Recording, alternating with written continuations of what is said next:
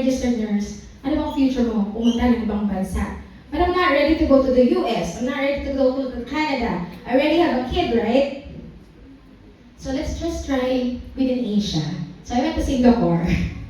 And Singapore, basta hindi ka na namimili ng trabaho. I think naman in any country, if hindi ka na namimili, you can find a job. So the Lord, sabi ko lang, Lord, you know God, even if it's not His plan, because He loves you, He will just bless. Okay, sige, gusto mo magtrabaho? Sige, bibigyan kita ng trabaho. Tignan mo kung gaano kahirap.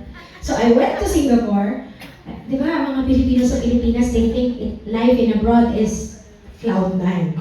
So I went to Singapore, di ba? Oh, may work na ako. Aba, 10 hours ako nakatayo kasi I worked in Sephora, Singapore for many months, just months. My contract was 2 years.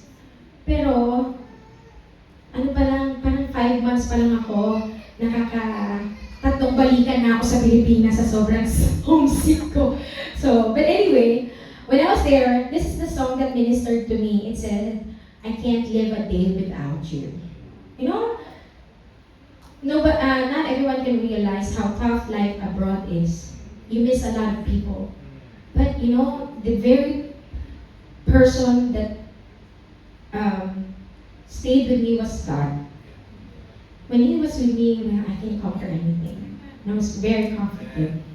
You know, the song says, I could go to many places, I could earn a lot, or I could miss out on a lot, but I couldn't face it without you, Lord. Because you're the air that I breathe. I have because you give. We have, right? Because the Lord gives. It's not us. We only give to because He also gives to us. So I hope this ministers to you as well.